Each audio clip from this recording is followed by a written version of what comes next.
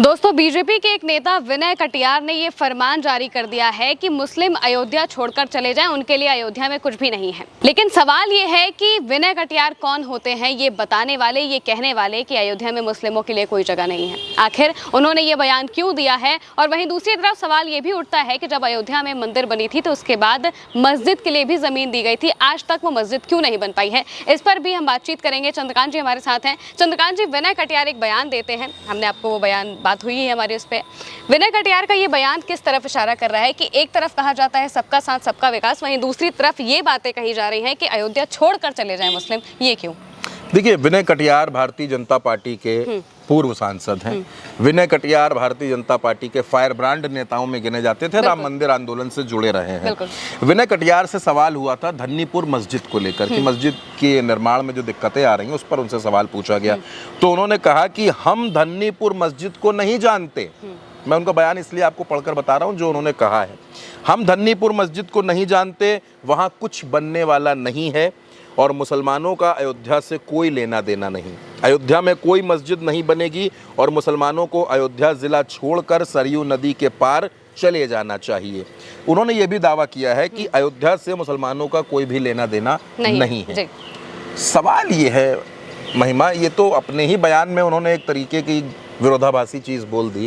अगर अयोध्या से मुसलमानों का कोई लेना देना नहीं था तो इतना बड़ा बाबरी का वो आंदोलन, राम मंदिर का वो आंदोलन, वो किस बात के लिए था? अगर मुसलमानों का कोई लेना देना नहीं था। तय ये हुआ था जब राम मंदिर का फैसला हुआ था, तो फैसला ये था कि एक मस्जिद बनेगी, मंदिर यहाँ बनेगा, मस्जिद ऐसे बनेगी, तमाम बातें तय हुई थी। अब अगर मस्जिद के निर्माण में कोई दिक्कत आ रही है, उस पर सवाल पूछा जा रहा है, तो आप कह रहे हैं कि हम धन्नीपुर मस्जिद को नहीं जानते, मुसलमानों का अयोध्या से कोई लेना देना नहीं। और सबसे बड़ी बात आप ये कह रहे हैं कि मुसलमान अयोध्या छोड़कर चले जाएं, वो सरयू के पार चले जाएं। ये तो वही बात हो गई जो भारतीय जनता पार्टी के तमाम नेता बोलते हैं कि किसी को पाकिस्तान भेज देते हैं, किसी को देशद्रोही बता देते हैं, किसी को टिकट थमा देते हैं। जब जवाब नहीं देना होता है तो यही कह दिया जाता है पाकिस्तान चले। तो अब विनय कटियार इस तरीके की बातें कह रहे हैं, और विनय कटियार को ये अधिकार किसने दिया? विनय कटियार तो खुद भारतीय जनता पार्टी में उपेक्षित हैं। विनय कटियार तो खुद भारतीय जनता पार्टी में किनारे किए जा चुके हैं। असल में बात क्या है, बस जो मैंने बात बोली उसी में सब हर बात का सार है। विनय कटियार भारतीय जनता पार्टी में साइडलाइन किए जा चुके हैं, कहीं उनकी पूछ नहीं हो रही है। तो अब उनको लगा कि क्यों ना एक बार एक मौका मिला है तो इस बयान के जरिए एक बार फिर हम लाइमलाइट में आ जाएं, फिर पत्रकारों की भीड़ हमारे पास आ जाए, हम बयान दें और हमारी चर्चा होने लगे। इस देश में हिंदू हृदय सम्राट बनने की जो जंग मची रहती है, खासतौर पर भारतीय जनता पार्टी के नेताओं में, उसमें भी विनय कटियार हैं। उनको लगता है कि राजनीति में इन दिनों वो बड़े अप्रासंगिक हो गए हैं, कोई उनकी बात नहीं कर रहा, कहीं कोई टिकट नहीं, विधायक सांसदी तो छोड़ दीजिए आप, कहीं कुछ नहीं है। तो उनको लगा कि इस बयान के जरिए भी अपनी जो वैल्यू है थोड़ी दिखाई जा सकती है। लेकिन उन्होंने जो टिप्पणी की है वो बेहद बेहद शर्मनाक है। ये देश हिंदुओं का भी है, मुस्लिमों का भी है, सिख का भी है, ईसाई का भी है। प्रधानमंत्री नरेंद्र मोदी कहते हैं कि हम सबका साथ सबका विकास में यकीन रखते हैं। भारतीय जनता पार्टी की तरफ से ये नारे तय किए जाते हैं कि न दूरी है न खाई है, मोदी हमारा भाई है। ये मुस्लिमों की तरफ से नारे तय किए जाते हैं। मोदी भाईजान कहा जाता है। नरेंद्र मोदी ईद में सेवैयां भिजवाते हैं मुस्लिमों के घर। भारतीय जनता पार्टी के बड़े बड़े नेता पसमानदा समाज के, मुस्लिम समाज के सम्मेलन करते हैं। भारतीय जनता पार्टी में तो मुख्तार अब्बास नकवी भी हैं, शहनवाज हुसैन भी हैं, और भी तमाम नेता भारतीय जनता पार्टी में हैं।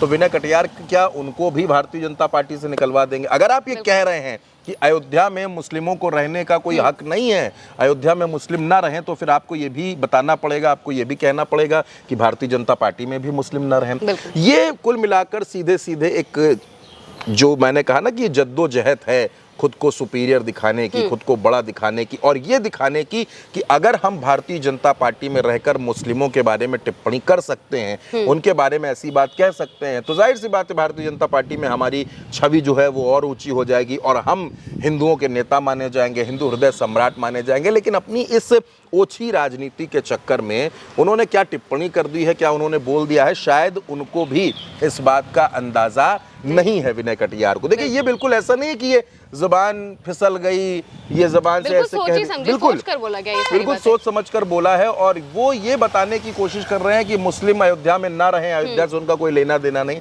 भाई, अयोध्या जितनी हिंदुओं की है उतनी ही मुस्लिमों की है। और कोई भी शहर हो इस देश का कोई भी शहर हो, वो जितना आपका है जितना महिमा का है उतना ही मरियम का है। इस बात को समझना पड़ेगा। लेकिन विनय कटियार सिर्फ राजनीति के लिए, सिर्फ सियासत के लिए ये बयान दे रहे, और आप देखिए उनके इस बयान को किसी ने बहुत सीरियसली लिया भी नहीं, बहुत ज़्यादा इस पर किसी ने बातचीत की भी नहीं। भारतीय जनता पार्टी में ही किसी ने कोई टिप्पणी, कोई प्रतिक्रिया नहीं दी। अब इससे आप अंदाज़ा लगा सकती हैं कि विनय कटियार ने जो बात कही है वो सिर्फ उन्होंने अपने नंबर्स बढ़ाने की चाहत में कही है। लेकिन मैं फिर आपसे कहूँगा कि कोई इस पर बात करे या ना करे, लेकिन ये बयान शर्मनाक है, और इस बयान की जितनी निंदा की जाए उतनी निंदा कम है, क्योंकि ये राम और रहमान दोनों का देश है। यहाँ पर बांटने की राजनीति ना हो तो ज़्यादा बेहतर है। हालांकि हिंदू और मुस्लिम के नाम पर राजनीति होती रहती है, लंबे वक्त से चली आ रही है। वोट बैंक जब आप जनता को समझने लगते हैं तो इस तरीके की राजनीति होती है। लेकिन विनय कटियार ने जो बयान दिया है महिमा, मैं फिर आपसे कह सकता हूँ कि ये सिर्फ उन्होंने अपने व्यक्तिगत हितों को साधने के लिए दिया है, और ये बयान बेहद घटिया है। बिल्कुल। और एक और सवाल ये भी उठता है, जैसे मस्जिद को लेकर उनसे सवाल किया गया था। दूसरी तरफ हम ये भी देखते हैं कि अभी आज ही कल में ये खबर आई थी कि मस्जिद का जो नक्शा है वो पास नहीं हो पाया है। कब से मस्जिद को लेकर तैयारियां चल रही थी, लेकिन अभी तक वो बनना शुरू क्यों नहीं हो पाई है? बिल्कुल, देखिए राम मंदिर में दर्शन भी शुरू हो गए, लोगों का जाना भी शुरू हो गया, 1 साल भी बीत गया उसका। अब अगर लोग चाहते हैं कि उनकी मस्जिद भाई इतने दिनों से नहीं बन पा रही है तो बने, तो उसमें तमाम रुकावटें आ रही हैं। अब रुकावटें क्यों आ रही हैं, किस स्तर पर आ रही हैं? कभी नगर निगम के स्तर पर आ रही हैं, कभी कोई तहसील के स्तर पर आ जाती है।